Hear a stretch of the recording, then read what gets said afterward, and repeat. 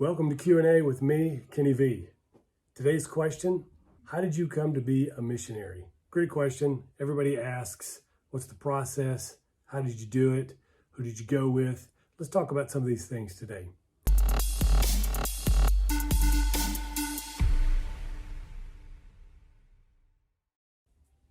It started at conversion.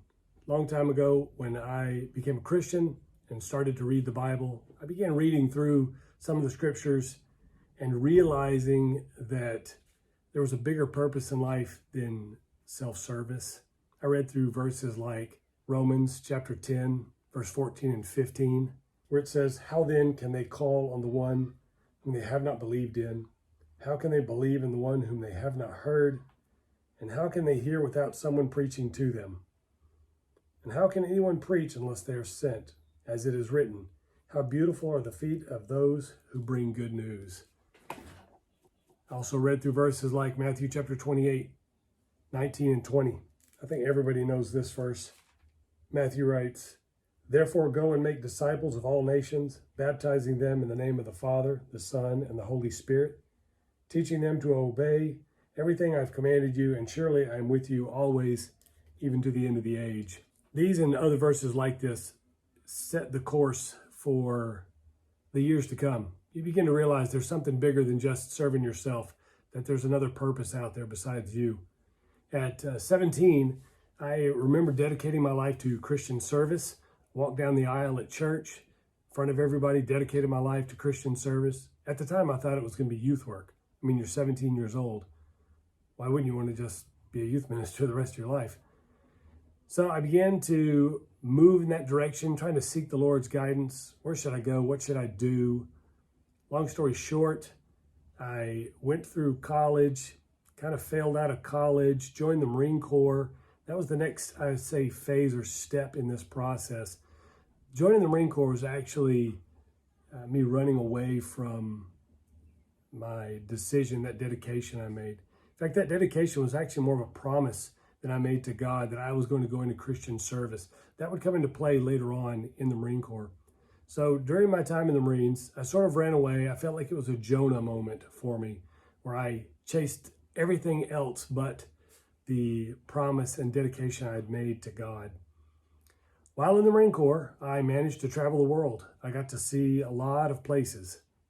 This introduced me to new cultures, new languages, new peoples. I got to see another picture too of God. I understood that God was bigger than what I thought he was in America. And yet he was still the same. The same God that called me in America is the same God that calls people everywhere else in the world. 1996, I got out of the Marine Corps and I moved back home. I felt the call that God had placed on my life earlier at 17, reminding me, saying, "Hey, you made a promise." And I felt it important to keep that promise. So I got out of the Marine Corps and I moved back home. I ended up living with my parents to begin with, kind of get my feet back on the ground, and started back to college. While I was in my freshman year, I had decided to move back to Spain. I had met some friends while I was in the Marine Corps and decided I wanted to go see them. At the same time, I wanted to couple that with service. I didn't know how or what, but I ended up finding out about the IMB, the International Mission Board. At that time, they had a program for first-time people like myself who'd never gone over and served with the board, that they would sponsor your trip. So I got online, I looked at some places in Spain. I wanted to see if they had any opportunities to serve in Spain, and they did. I found a place in Denia, Spain, where I went and worked at the camp. They had a summer camp there. My only intention was just to work for the summer and then come back home.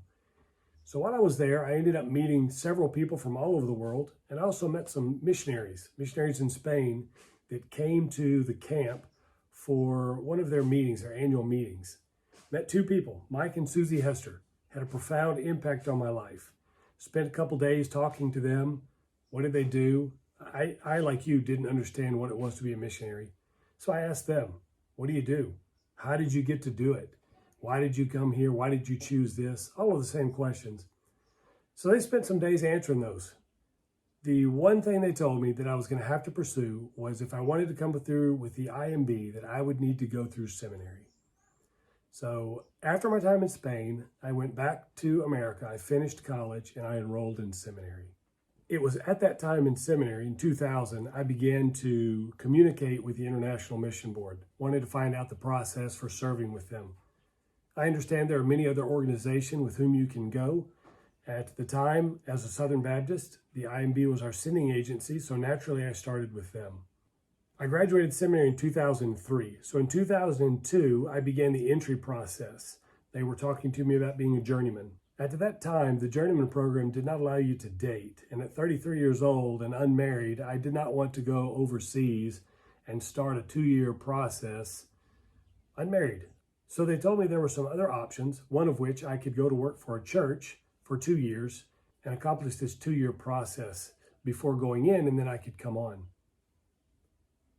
In 2004, I took a position at First Baptist Tulsa as the Minister of Evangelism. While there in Tulsa, I led mission trips to Indonesia, to Mexico, and locally in Tulsa. I also met my wife while I was at Tulsa. She, in fact, also had a call to missions. That, for both of us, was a confirmation that we should go into missions. So at that time, she and I both sought the direction, where should we go? What should we do? Who should we serve with? As I said before, there are many other organizations. So while we did look at other organizations, we looked at many options, we ended up coming back to the International Mission Board. In 2007, 2008, we started the process of coming on with the board. And by 2009, we had been commissioned and were on our way to where we serve now. I hope this answered your questions. If it raised more, please feel free to leave them in the comments below or send me an email. You can find me on Instagram and Facebook as well. Thanks so much for your time. I hope this has been informative, and I hope you will feel the mission call to tell somebody around you about Jesus Christ. Thanks. Have a blessed day. Bye-bye.